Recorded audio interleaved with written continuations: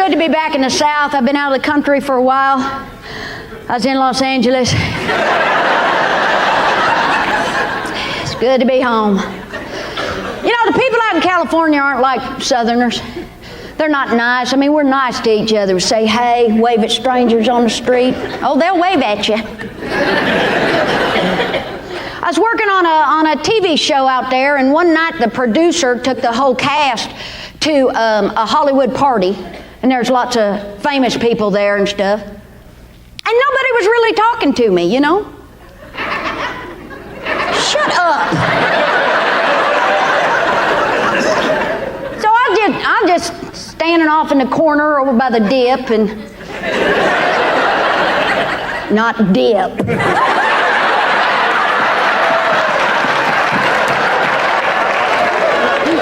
He's getting all excited. They's giving out free skull. Woo,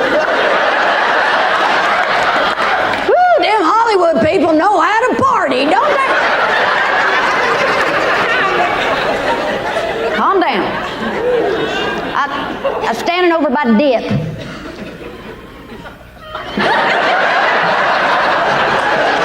A woman started walking towards me, and apparently she's some famous actress, and I didn't know who she was, but her name's Angelina Jolie. Do you know who this woman is? Well, I didn't know who she was. And if you don't know anything about this Angelina Jolie, she got big, huge, swelled up lips. No, she got big lips now. And I was just trying to make conversation, you know? And I said, dang woman.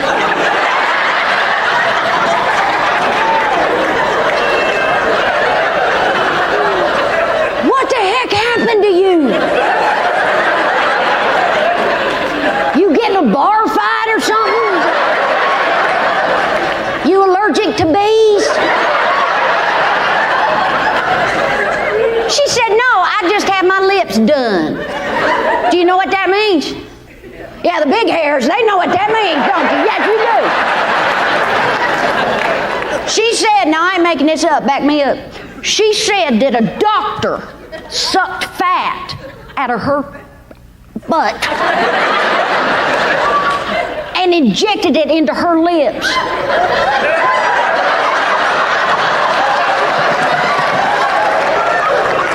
What is the matter with LA women? She said, well, I want to have Michelle Pfeiffer lips. I said, you got Mick Jagger lips is what you got.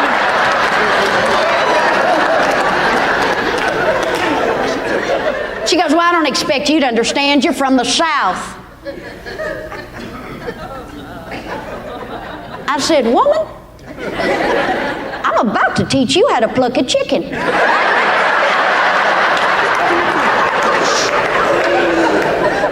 I stood up for the South. You bet I did. You dang right I did. I got right back in her face. I said, yes, ma'am, I am from the South. In fact, I'm from the great state of Kentucky. And we're all better than you. I'm better than you. I've been on Jerry Springer twice and seen 3 UFOs. Anybody got a teenage daughter at home? How old? 16. Let's pray. Oh, my daughter's 15. Boy, you don't send these little girls to school with the right kinds of clothes, they become outcast amongst their peers, don't they? Going to school became a stinking fashion show. Back me up. We're school shopping, okay? My daughter tells me she's going to need new blue jeans, okay? I go to Walmart. I get her new blue jeans. Well, you think I shit in her lunch bucket or something. She wads them up, she throws them back in my face. She goes, Mother, what are those? Does your daughter sound like that? What the heck is that? And all teenage girls seem to think the sound is a word. That's the only response I get anymore. Hey, I told you to get off the phone.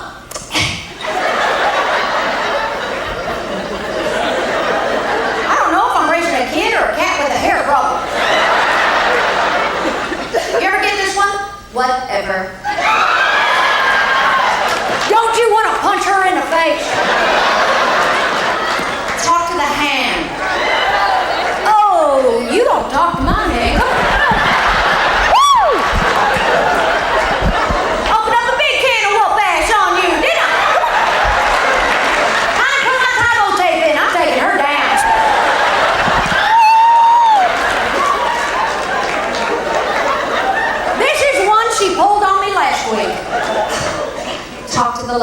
you ain't right.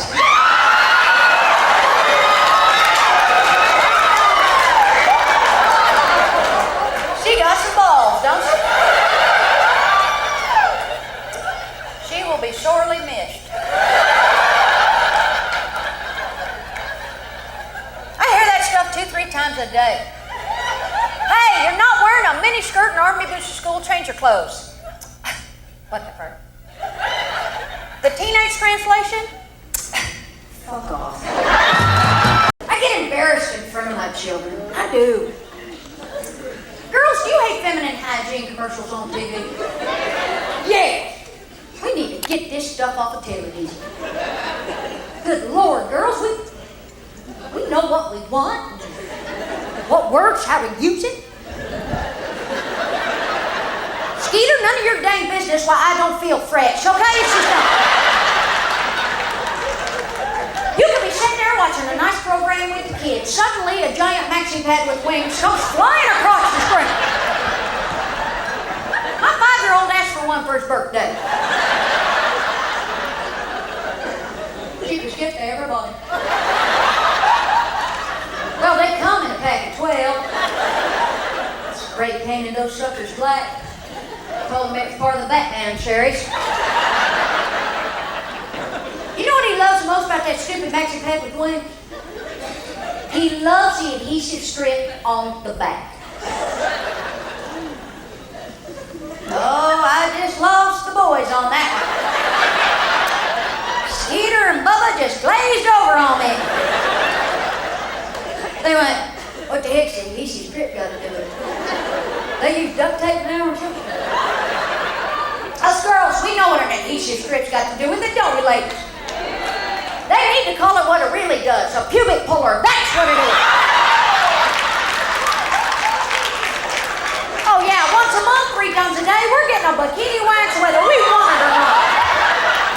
That's why women go to the bathroom in twos, gentlemen. Put it together, Einstein. One stands, one pulls.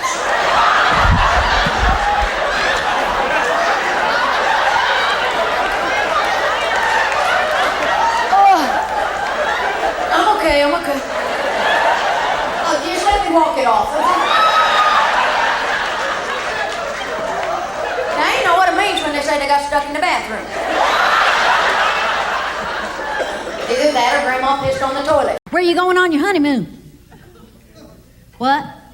New York. Skeeter.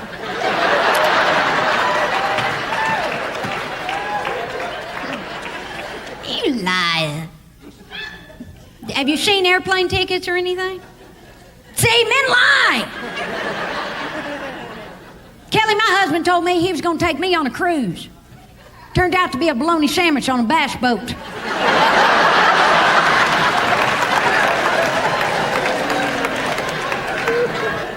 Men mean well. They mean well, but men have different belief systems than women do. Would you agree? Yes. Men believe different things than women do, and this can cause problems, anger, hatred in a relationship. Kelly, let me give you an example. Let's take a family vacation. Now, I've realized over the years I've been married to my husband, he has 3 main beliefs when it comes to a family vacation. Belief number 1, maps are for sissies. Belief number 2, posted speed limit, merely a suggestion. And belief number 3, nobody pees till he pees.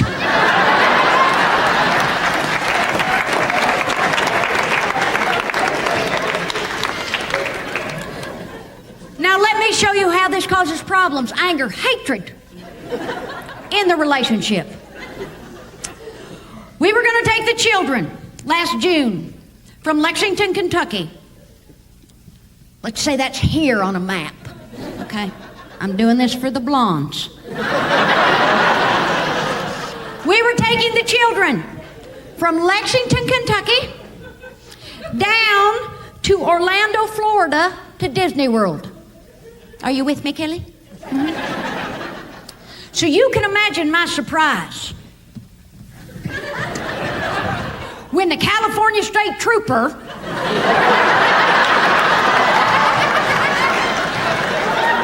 pulled us over, going 90 in a 55. And my children and I, so elated that the car was actually coming to a stop after 16 hours straight, leap from the vehicle like urine-filled super soakers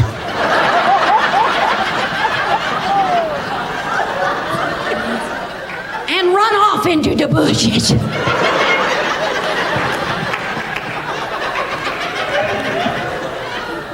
Now, the approaching policeman thinks my husband is smuggling Mexicans.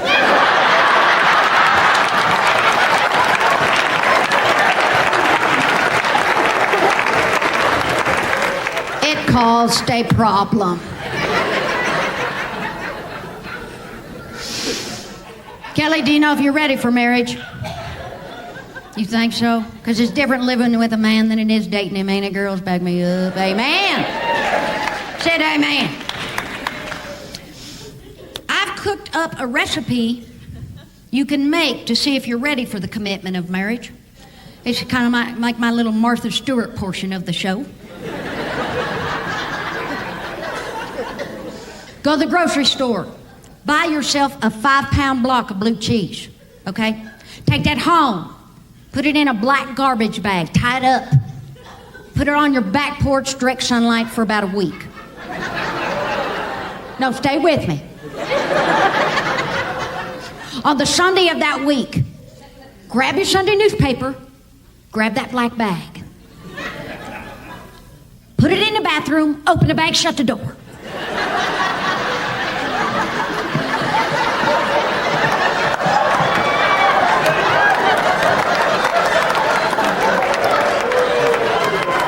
Now let that simmer for about an hour. If you can walk in there without an artificial breathing device, by God, you're ready to get married. Am I right, ladies?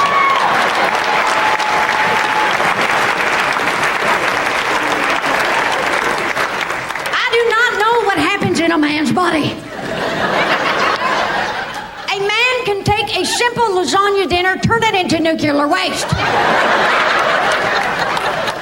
I don't have any nose hairs left. I haven't had to shave my legs in the last 10 years. Who's got a teenage daughter? Applaud if you know what I'm talking about. Who's got a teenager? Yes. Yes. How old? How old's your teenager? 19. How old over here? 18. Anybody 13, 14? 13. Where are you? In the red. Let us pray. Heal! 13. She dating?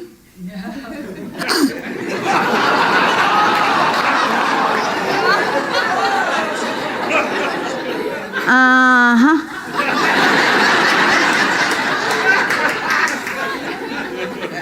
You had the birds and bees talk with her yet? You learn anything?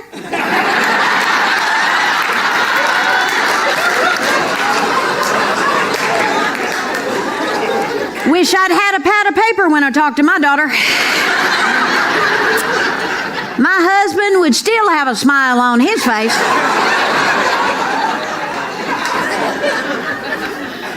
I went to my daughter. I was very upfront with her. I said, now dang it, honey, just be honest with me. Are you sexually active? No. Ew. I just kind of lie there.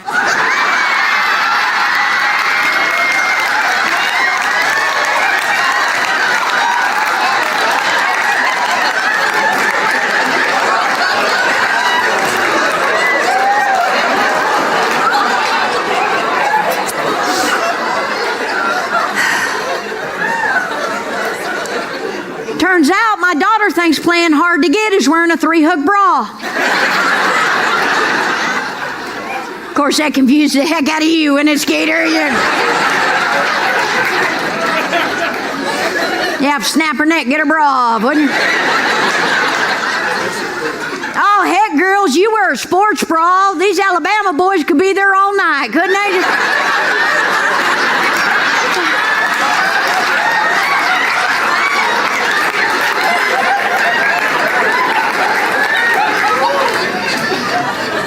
Gosh dang, baby, what'd you have your boobies laminated? I can't get in here.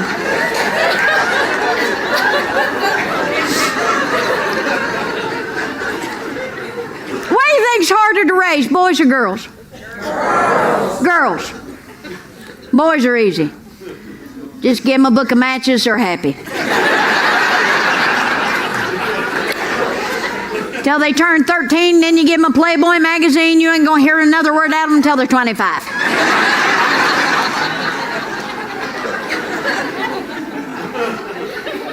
Girls are harder to raise than boys because everything that happens in a girl's life is a major tragedy. Would you agree? Yes. Some just roll off a boy's back, it's gonna devastate your girl. I'll give you an example. A couple weeks ago, my daughter gets off school bus, she'd been crying. I said, baby, what's the matter? What's happened? You wouldn't understand. Whatever.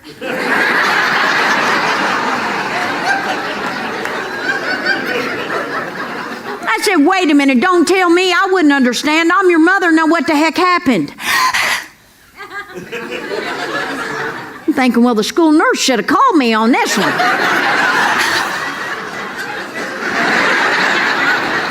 Okay. During 5th period algebra, we had a test.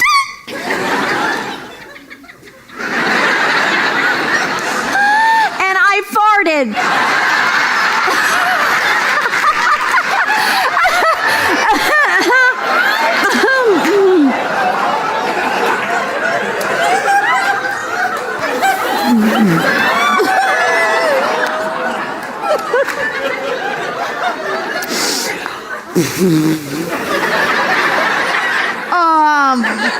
Maybe this is one you need to talk over with Daddy, sweetheart.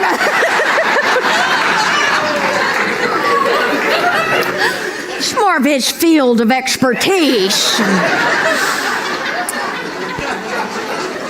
Poor kid. Oh my goodness. God bless her. Can you imagine farting in an algebra test? Lindsay, you ever farted in an algebra? No.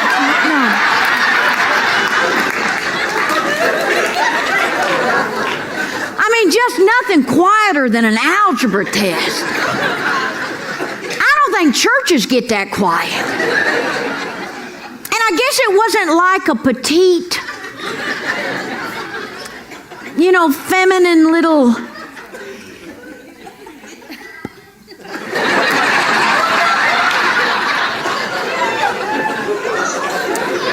Oh, not my baby girl. She made her daddy proud. It was more like... A witness to say it lifted her off the chair.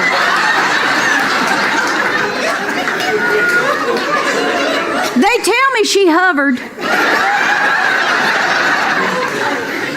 Left a big crop circle where she been. My oldest boy's 17.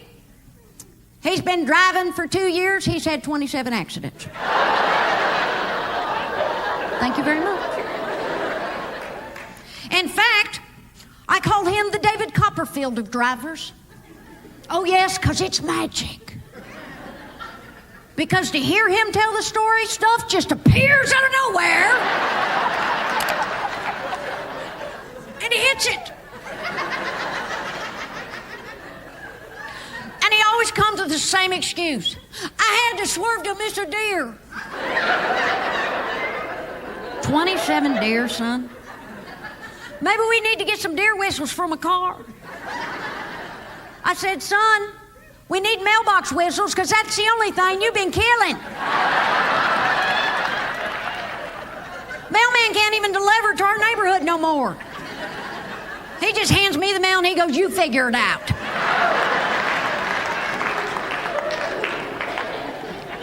This boy has totaled 4 cars, people, 4. I got smart after the second one he crashed up. Started shopping for cars for him at these little county fairs. Yeah, buddy, you know the old county fair? Anything that survives the demolition derby, there's your new ride, boy. Woo, ain't she pretty? And these stinking kids nowadays don't appreciate a dang thing you give them, do they? No, he's always complaining.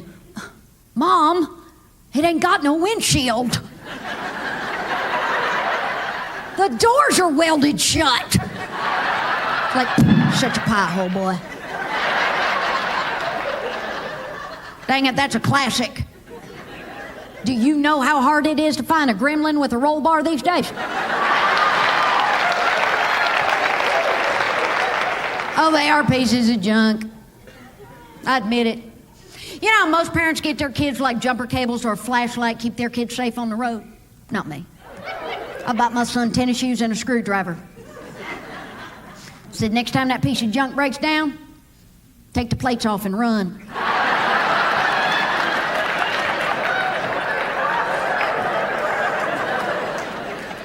Heck, in Kentucky, we call that AAA.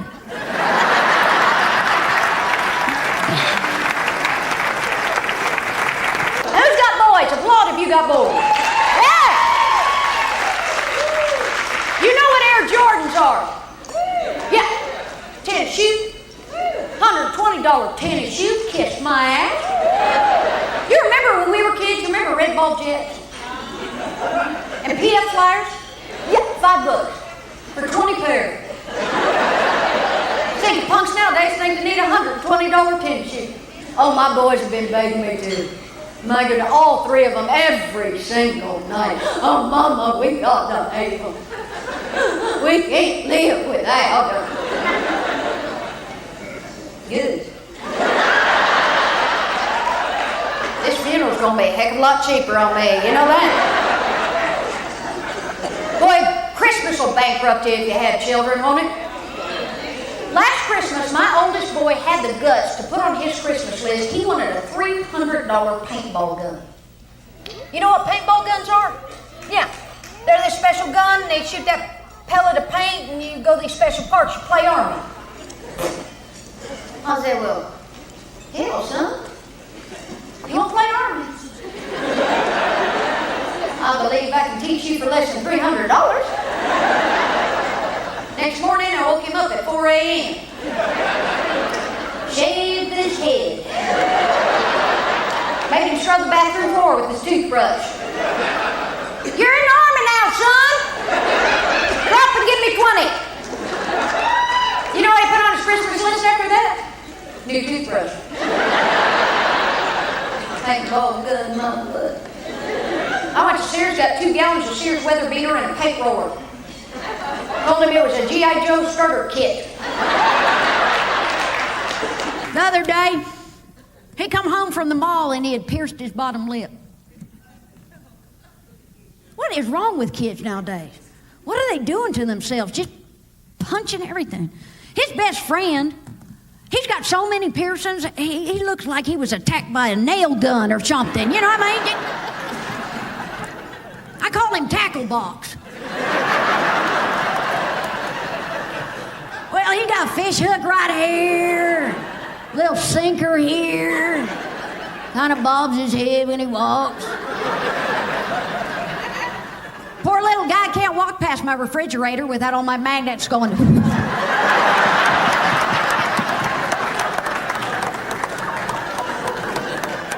I mean, it's hard enough to talk to these teenagers without a Mother of the Year magnet on his eyebrow.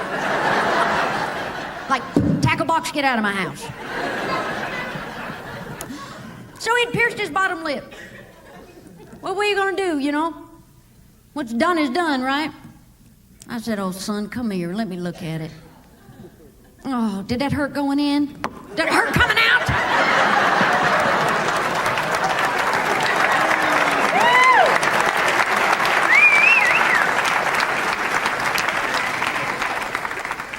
I said, you happy? You proud of yourself, big man? tough guy. Now you can't go swimming this summer.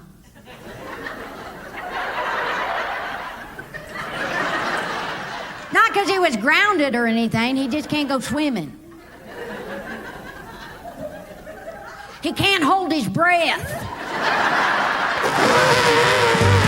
My husband and I, we just celebrated our 17th wedding anniversary. Thank you.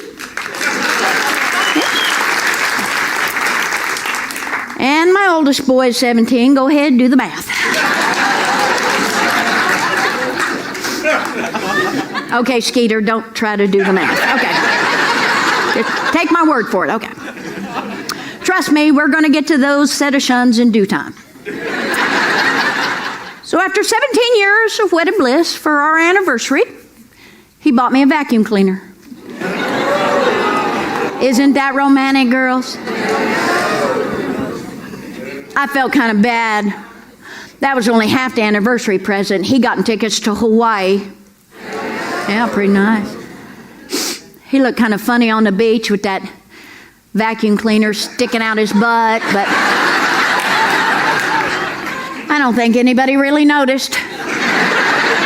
Little cord dragging in the sand. That really made it easy to track him on the beach, though. Eureka!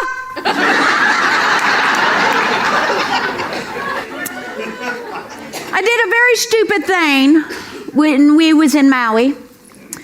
We was on the beach one afternoon, and I allowed my husband to talk me into going parasailing. Yes. Now, Grandma, do you know what parasailing is? Yes. For those of you who don't know, it's a combination of 3 different sports: water skiing, parachuting, suicide. I'm standing on the beach, this little anorexic beach Barbie. In fact, I think it was you skinny broad, you.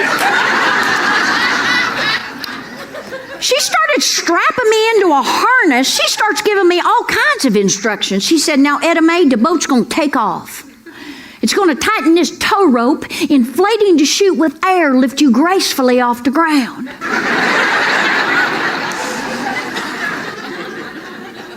That boat must have drugged me a good 50, 60 yards.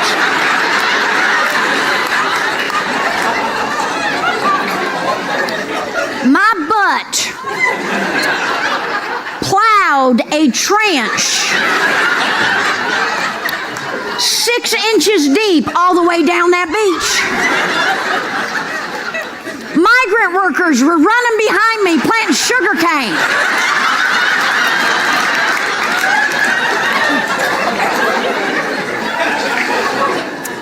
I had so much sand up my chute. I pooped pearls for a week. Well, now he's got the CPAP. And now he's getting frisky. And that was the problem with his little wiggy worm. He wasn't getting enough oxygen. And, but, okay. And I'm trying to be a good wife. I am trying to be a good wife, guys. The only problem is when, he wants bump uglies. Make love. Is that better for you? Comedy librarian. So he's afraid to take the CPAP off.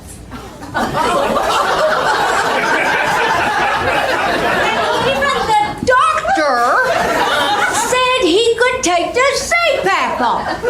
But he's just scared. But he still wants to. And so okay, girls, here's my husband's foreplay. This is what I'm living with. So just pretend we're both laying in bed, and this is what it is. Here's my husband's foreplay.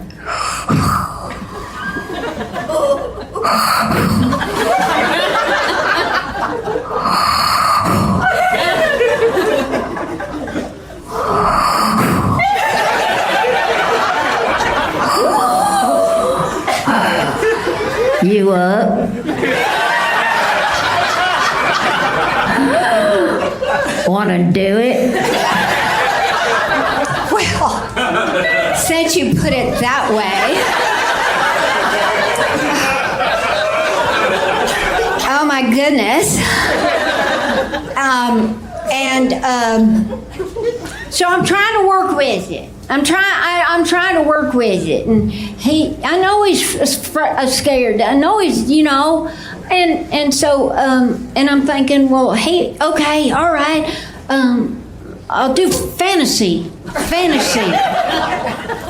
sex, Hey, come on, you ain't a bunch of nuns. We all read 50 Shades of Grey and watched the movie. Even Miss Manners down there, and so I'm thinking, okay, fantasy. Okay,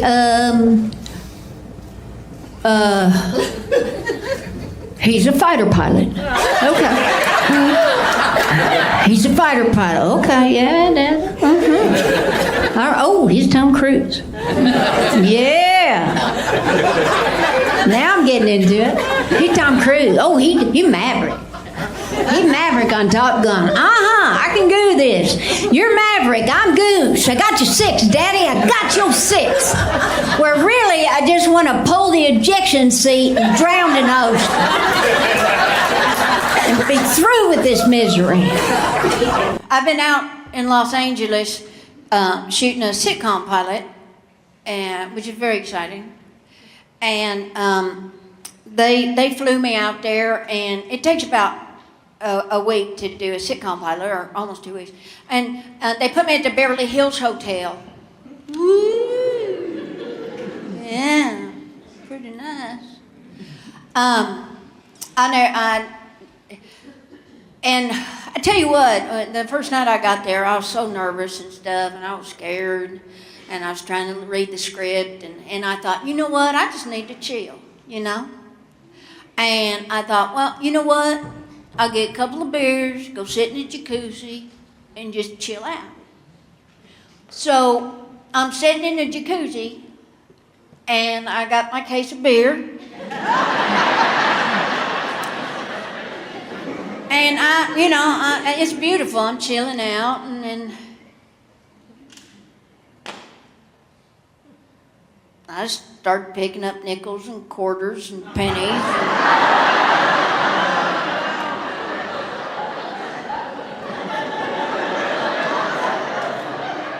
I got up to about $27.50.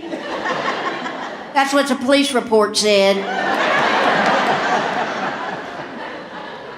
I guess there's a big difference between a jacuzzi and a fountain. So watch for that. And a little life tip. And you know what? If the show gets picked up, I'm never going to stay at the Beverly Hills Hotel again. I do not like those people. I just got sick of people asking me for more towels. There are turning points, moments that make us take a left or right down the street of destiny. And it changes our world forever. And we can never be the same. That moment was surely one of those. Another moment for me had to be my senior prom. Now, senior prom in a small town like Bald Knob, Arkansas, where I'm from. The prom is a major event. Oh, the whole town gets involved. There's a parade, we crown the king and queen, and then, of course, there's a big dance. Every senior year has their moment of glory, their time in the spotlight. And every year there's a different theme. Now, my senior year, it was piñatas on parade. Mrs. Fisher, our art teacher, she was a papier-mâché wizard. That woman could make a papier-mâché replica of anything.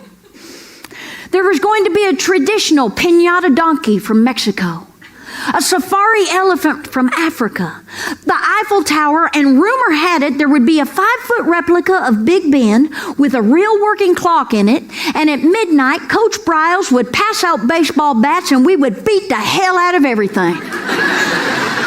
It was to be the prom to end all proms.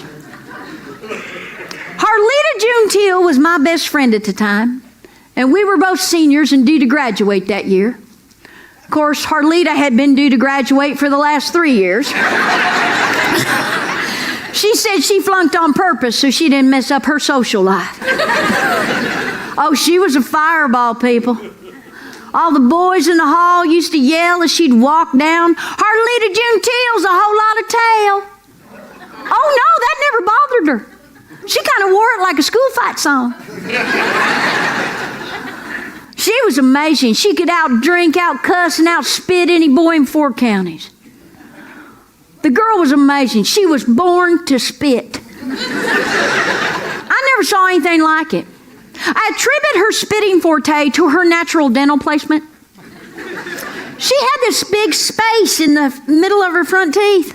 She could fit a whole popsicle stick in between and still have enough room to whistle the national anthem. We shared everything together. But going to the prom was one thing we weren't going to share. Nobody had asked me, but oh goodness. Every boy in school that owned a van and had a Trojan in his pocket had asked Arleta. You can't expect her to pass that up.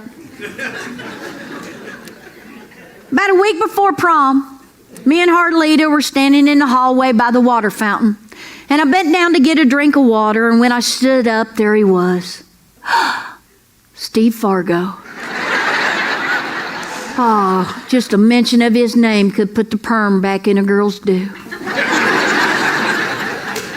He was beautiful, really. Big strapping kid, sandy brown hair that waved over his forehead and stopped just above his steel blue eyes. Tight little butt, long bow legs, and armadillo skin boots so pointy you could pierce your ears with them. And then he said it. Just came right out of his mouth. 10 words that set my ears on fire and my heart to flame. "Etta Mae, would you go to the prom with me?" I looked up at this godlike specimen of a man with water dripping off my chin. And for that moment in time, the world was so quiet. It was like God had spoke. All the kids in the hall had stopped doing what kids do. They were all looking at me. I thought I was going to throw up right there on those armadillo skin boots. And then I heard somebody say yes. And then I realized that somebody was me. He disappeared into a herd of teenagers, and I just floated off to Mr. Pelkey's basic math. Harleta just staggered behind me like a disciple of Jesus. You see, people, Steve Fargo was the captain of the football team and the baseball team and president of everything else. I was real surprised when he asked me to, because you wouldn't know what to look at me now, but I kind of had a weight problem when I was in high school.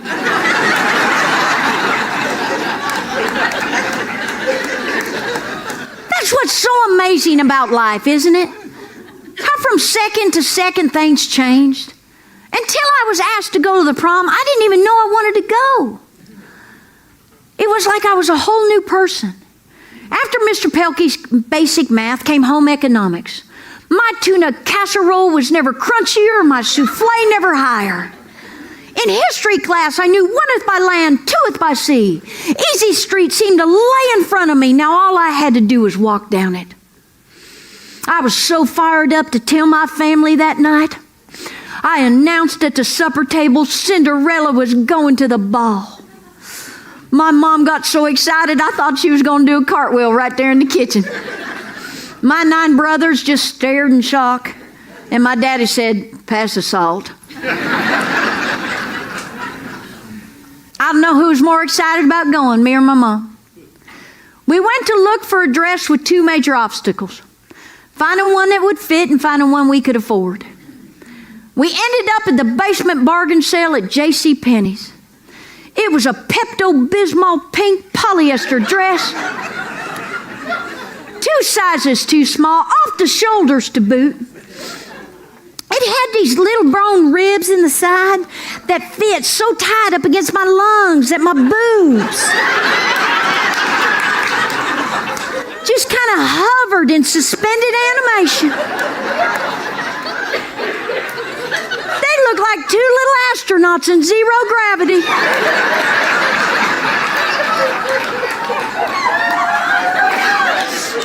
Now, if I could only learn to dance and not breathe at the same time.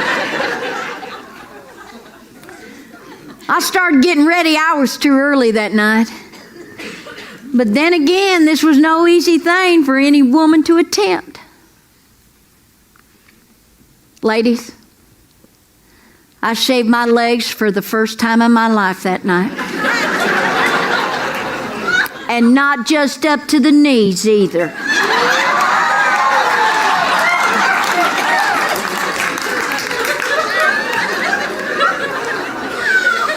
I tried to be so careful, but the nerves consumed my hand.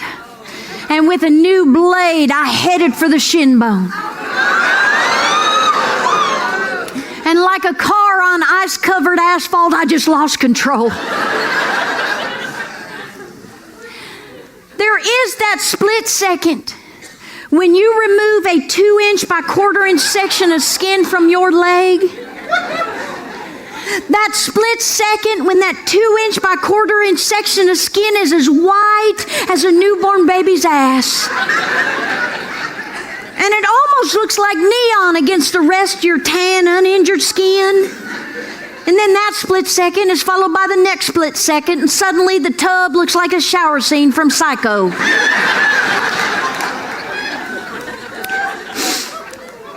While I was hemorrhaging in the bathroom, Mom was in an intensive briefing with our family fashion expert, Aunt Elsie. See, my Aunt Elsie, she'd been to Nashville twice. And she sold Avon door to door.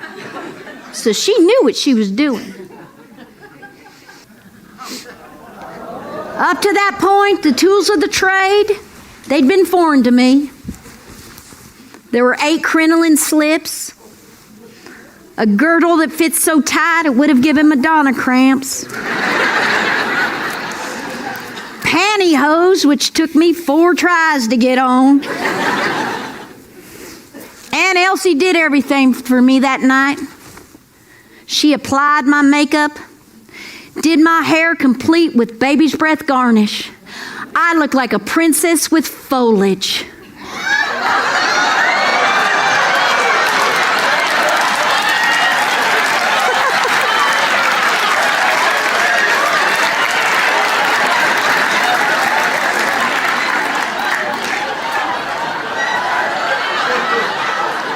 I sat out on that front porch swing and I waited for my white knight. Everybody else in the house just milled around pretending to do things important. Mama cleaned the kitchen sink and Dad watched I Love Lucy and sucked down a beer, and my 9 brothers, as usual, plotted the latest ways to torture each other. I sat there on that hot Arkansas night with little beads of sweat trickling down my cheeks, giving my makeup that very pretty pinstriped effect. Every mosquito west of the Mississippi took a bite out of me, and me and my hovering boobs, we just waited. I watched the moon waltz across the sky. I Love Lucy soon became the Honeymooners and Uncle Milty and finally the news. Dad's beer quickly became a 6-pack of empties. And I realized as I sat there on that hot Arkansas night, Steve Fargo had never intended on taking me to the prom. It was just a practical joke amongst friends, and Monday morning I would go to the school, the butt of a lot of laughs.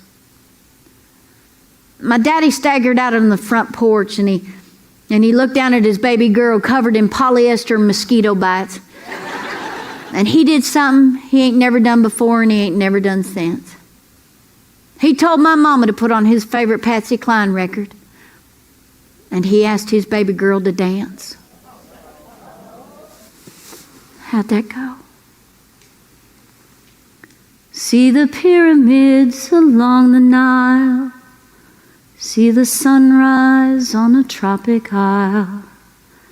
Just remember, darling, all the while you belong to me. We dipped See the marketplace in old Algiers. Send me photographs and souvenirs. Just remember, darling, through the years, you belong to me.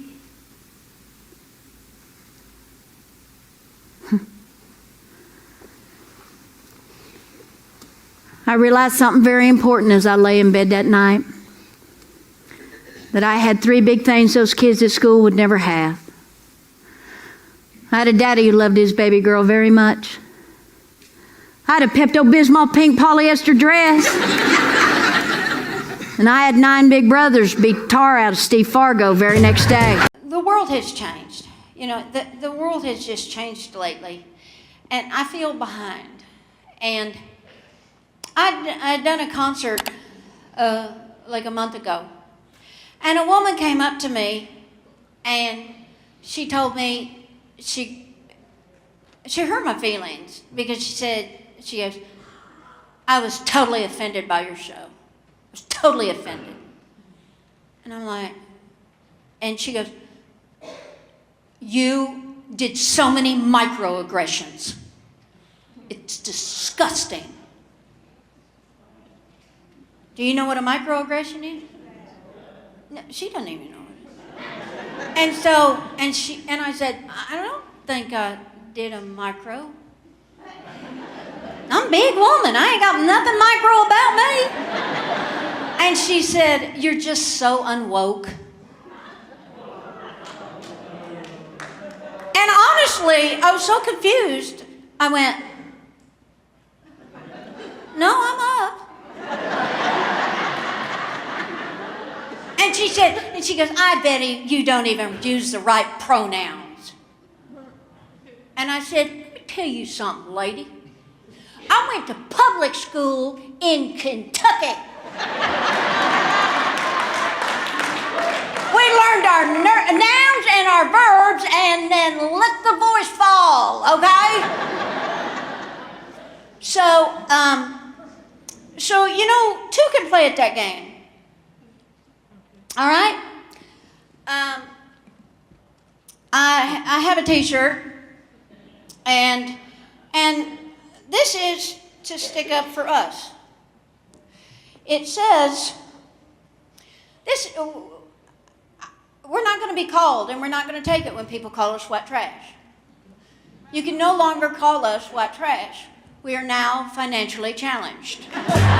I'm about to lay the truth on you. Nobody else has the guts to tell you. I suggest you buckle up, people. Tonight we are going to cover marriage, family, and the very baffling mother-daughter dynamic.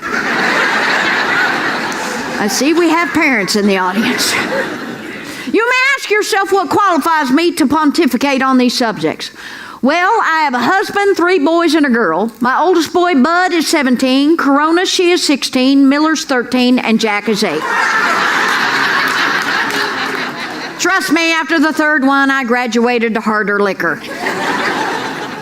You know, I've done extensive research on all those so-called experts that want to tell us how to raise our kids, treat our spouses, and feel about our lives. And let me tell you something. Dr. Phil and Dr. Laura don't know Jack.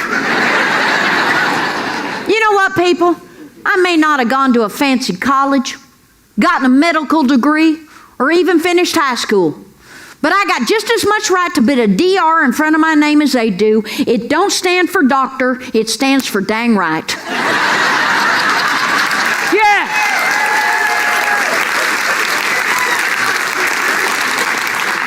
Why not listen to the gold I'm about to give you?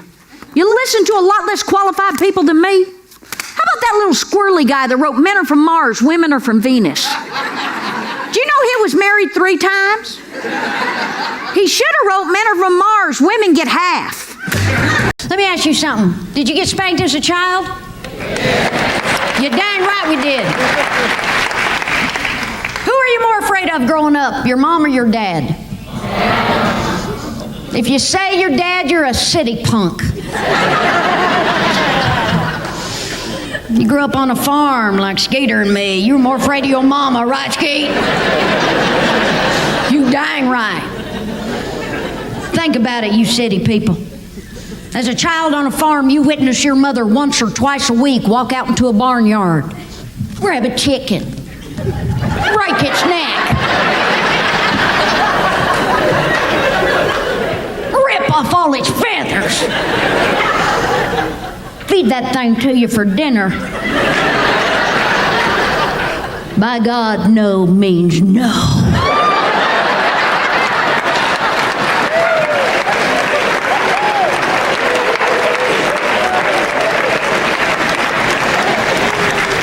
Women of today, our cooking style doesn't warrant that kind of respect out of our children, does it?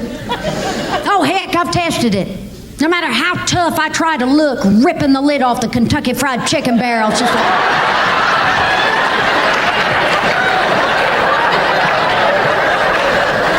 You want a piece of me, son? Come on. Well, let's talk about our generation. You know, our parents and our grandparents used to look at their offspring as the future of mankind.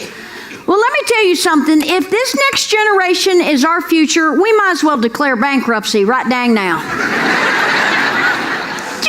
Maybe this happens to all species. How do we really know what killed the dinosaurs? Maybe it wasn't a giant comet after all.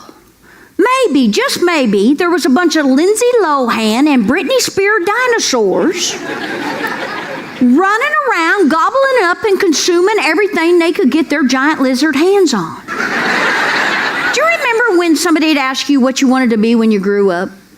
And what would we say? We'd say a teacher or a nurse or a fireman. Do you know what my daughter and her little friends say when I ask them what they want to be when they grow up? Paris Hilton. Paris Hilton's not a vocation. Who are you more afraid of growing up, mom or dad? Mom. If you say your dad, you're a city punk.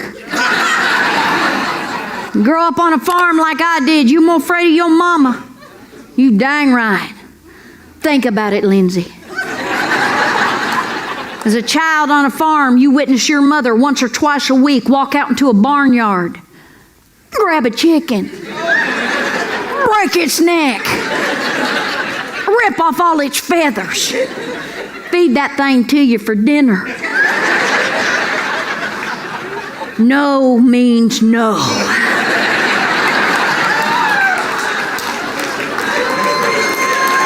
Yes.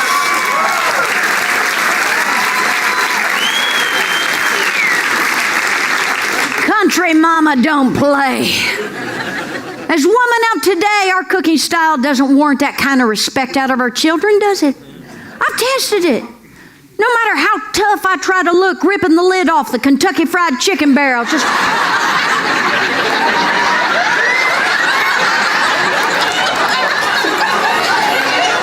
You want a piece of me, son? Bring it. This last Halloween, all four of my children expect me to buy them $60, $70 costumes from a store. Let me ask you something. You ever get a store-bought costume in your life? Heck no. How many people in here went as a hobo every stinking year? Yes. Yes.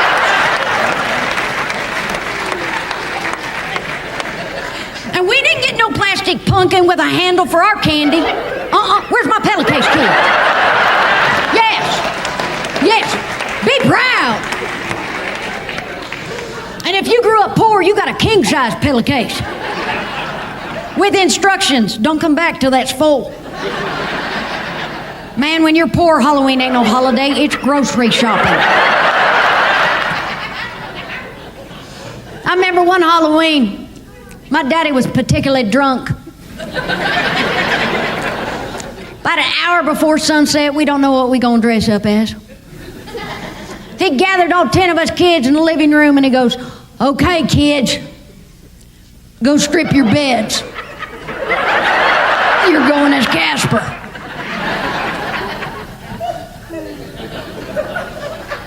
All 10 of us went as a Casper. Okay, you're missing the point of the story. We were poor people. My daddy wouldn't let us cut eye holes in the sheets. We were 10 little blind white trash Caspers going down the street, just bumping into. By the time I made it to the first trailer, I was so cut and bloodied and boogered up, I had to use my sheet as a tourniquet to stop the bleeding. My husband, last week for my birthday, he bought me the Penny of the Month Club from Fredericks of Hollywood. Y'all know what Fredericks of Hollywood is? Yeah, Ma, you know what it is? Yeah, it's a nasty panty store is what it is. It's kind of like Victoria's Secret without the secret. That's what it is.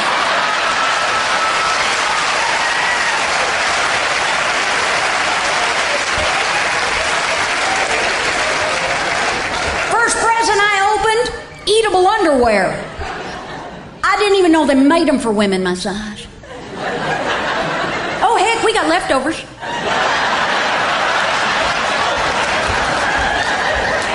We are still making sandwiches.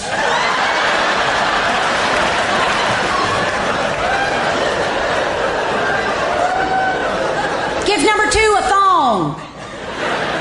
I said a thong. I played along. I put it on. Took one step, it was gone. What do you think's harder to raise, boys or girls? Girls. Boys are easy. Just give them a book of matches, they're happy. Till they turn 13, then you give them a Playboy magazine, you ain't gonna hear another word out of them until they're 25.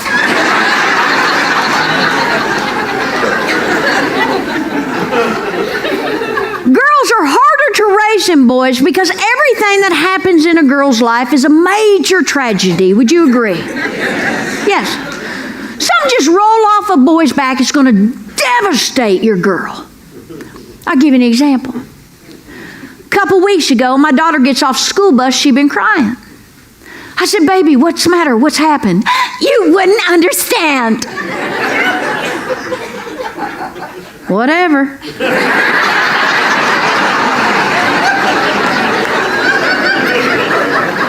I said, wait a minute, don't tell me I wouldn't understand. I'm your mother, know what the heck happened.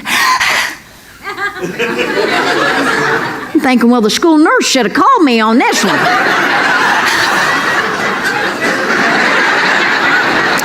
Okay. During 5th period algebra, we had a test.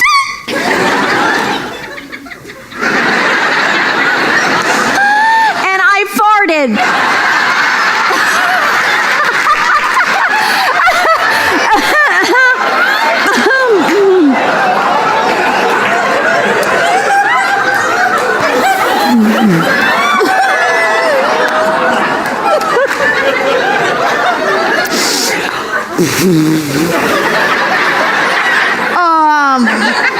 Maybe this is one you need to talk over with Daddy, sweetheart.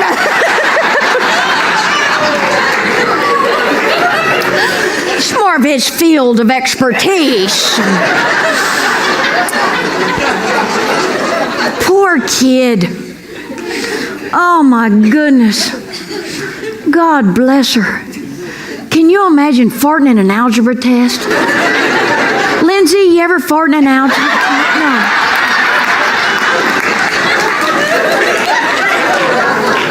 I mean, just nothing quieter than an algebra test. I don't think churches get that quiet. And I guess it wasn't like a petite, feminine little...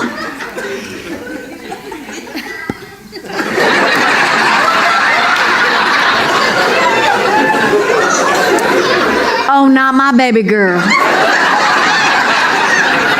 She made her daddy proud. It was more like...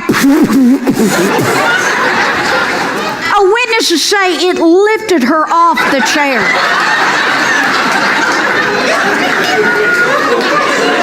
They tell me she hovered.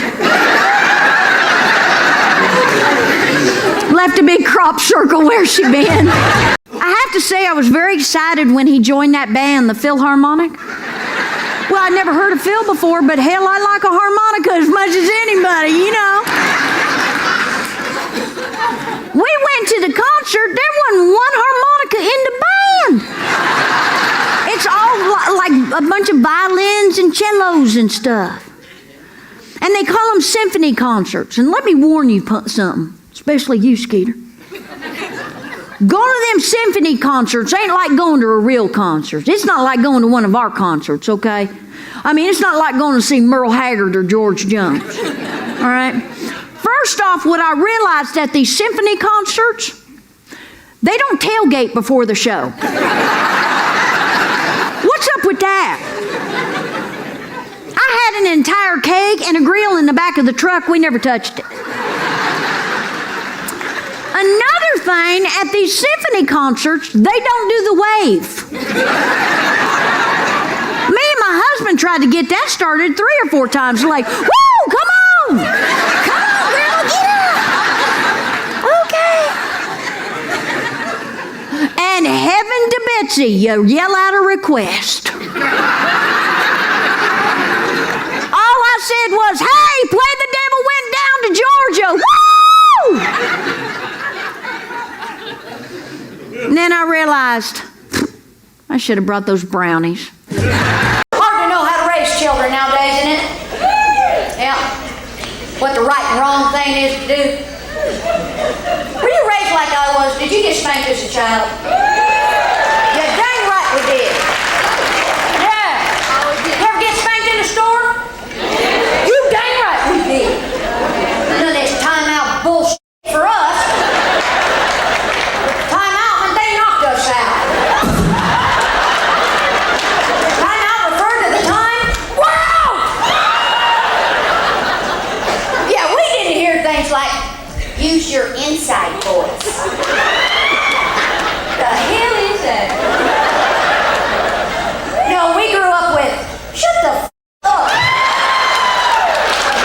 You're get away from me. You need to go play on the highway or something. Yeah, my mama spanked me. You dang right she would. Right in the middle of the store, too. Oh, she didn't have it around the 6th or 7th aisle, did it? That's when mamas snapped. Well, think about it, 6th or 7th aisle, you know, you run over the back of her heels with the cart 4 or 5 times.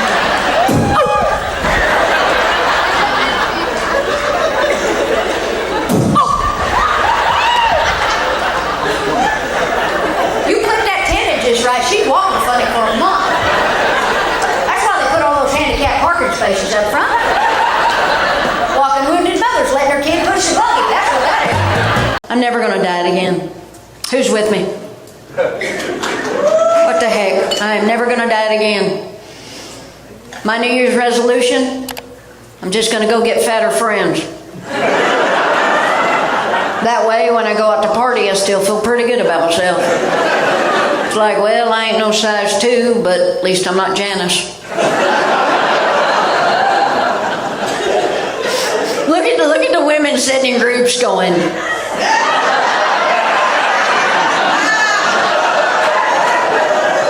oh man, I'm Janice.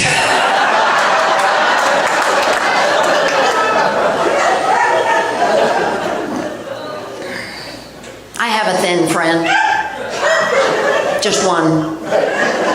I've eaten all the rest. Yeah. Naturally thin people, they don't realize it, but they don't realize the battle with food and the addiction of food, do they? They don't understand our struggle, and they say stupid stuff. Yes, like this skinny broad right here. About 4:30 in the afternoon at work, she'll go to her friend's cubicle and go, I forgot to eat today. I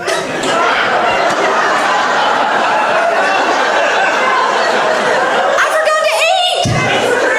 Let me ask you something, people. Have you ever forgotten to eat? When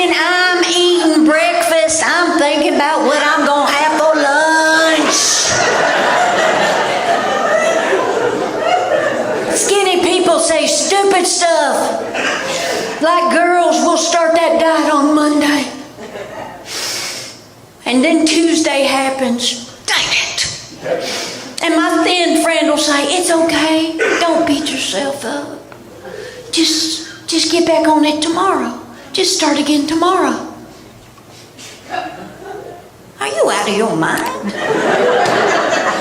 I can't start a diet on a Wednesday. I have to wait till next Monday. Am I right, ladies? Yes.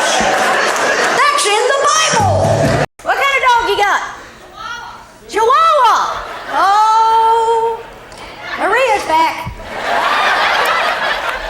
A Chihuahua. You're pretty much protected if a blind breaks in your house.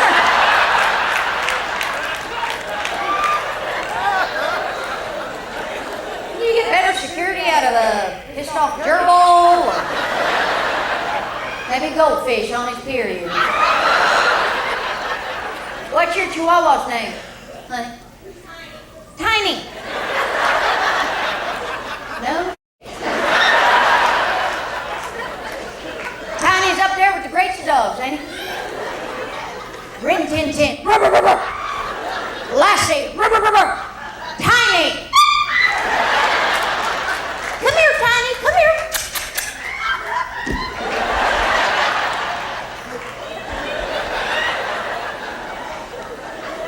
Now your name's Spawn, isn't it, Tiny? Anybody got a poodle? Yeah, you got poodle? You got poodle, honey?